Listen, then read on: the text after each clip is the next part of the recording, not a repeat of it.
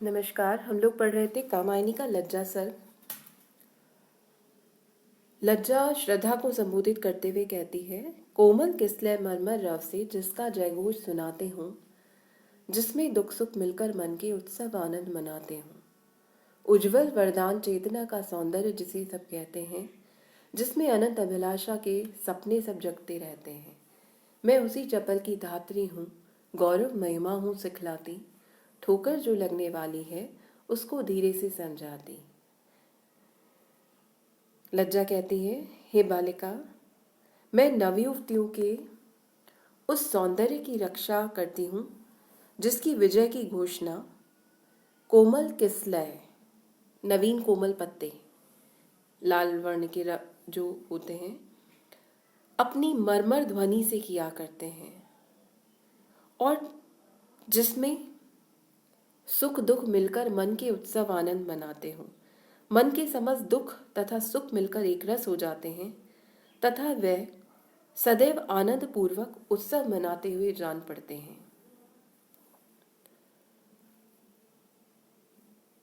कवि का विश्वास है कि सौंदर्य में मन के सुख और दुख दोनों मिलकर एक हो जाते हैं, उसमें विषमता नहीं रहती है।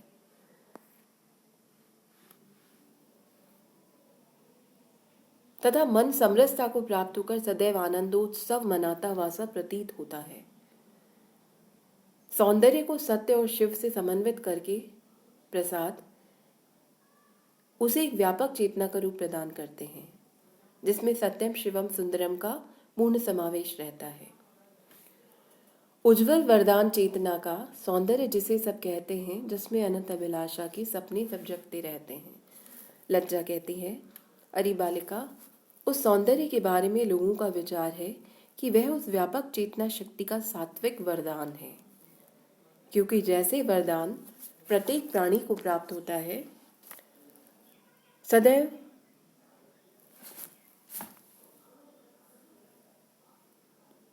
वह वरदान प्रत्येक प्राणी को आसानी से प्राप्त नहीं होता।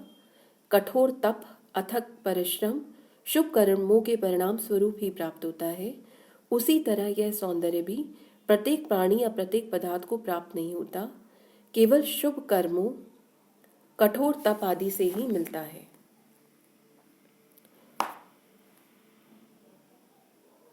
जैसे वरदान में अभीष्ट पूर्ति की भावना रहती है, वैसे ही सौंदर्य में भी मनोकामना पूर्ति का भाव समाया रहता है। साथ ही सौंदर्य वरदान ही की भांति शुद्ध सात्विक और शुभ परिणाम का द्योतक है, अतः उसे सात्विक वरदान कहना सर्वथा उचित है। जैसे स्वप्नों में हमारी आशा आकांक्षाएं सदैव जागरूक रहती हैं, अनंत अभिलाषा के सपने सब जगते रहते हैं, जिस प्रकार स्वप्नों में हमारी आशाएं आकांक्षाएं जागरूक रहती हैं और नए नए वेश बदलकर प्रकट हुआ करती हैं, वैसे ही रमणियों का सौंदर्य भी अनेक जागृत आशा आकांक्षाओं से भरा रहता है, क्योंकि नवयुवतियों के हृदय में भी उज्जवल भविष्य की अनेक आशाएं आकांक्षाएं विद्यमान रहती हैं और प्रतिक्षण उठ उठ कर उनके मानस में हिलोरे लेती हैं। कवि ने सौंदर्य को चेतना शक्ति का उज्जवल वरदान कहकर सौंदर्य की बड़ी सुंदर और सटीक परिभाषा की है। मैं उसी की चपल की धात्री हूँ, गौरव महिमा हूँ सिखलाती, ठोकर जो लगने वाली है उसको धीरे से समझाती। वह कहती है, हे बालिका, नवयुवतियों के जिस सौंदर्य के बारे में मैंने अभी तक चर्चा की है, उसी चंचल सौंदर्य की देखभाल करने वाली संरक्षिका धात्री हूँ। नवयुवतियों के हृदय में जागृत होकर उन्हें सदैव इस सौंदर्य का संरक्षक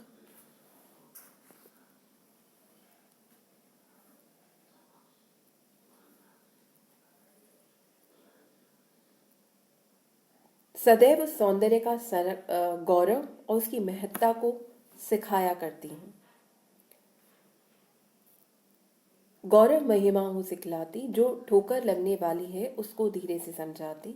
जैसे धाय अपने संरक्षण में पलने वाले बच्चे को महान बनाने के लिए गौरव और महत्व की बातें सिखाती है, जैसे धाय पोषित बच्चे को सन्मार्ग पर ले जाने के लिए संसार की बुरी बातों, आपत्तियों, हानियों, ठोकरों से बचाती है, वैसे ही नवयुवतियों के हृदय में प्रकट होकर उन्हें प्रेम के मार्ग पर लगने वाली नाना प्रकार की ठोकरों से मैं बताती हूँ, उनके बारे में समझाती हूँ, जिससे वे धोखा खाकर कहीं पतन के गर्त में ना गिरे और उन्हें जीवन में हानि न उठानी पड़े।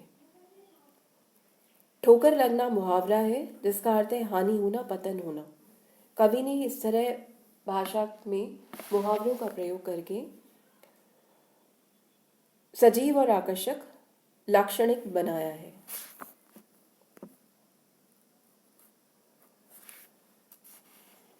मैं देव सृष्टि की रति रानी, निज पंचवाण से वंचित हो, वन आवर्जना मूर्ति दीना, अपनी अतृप्ति सी संचित हो।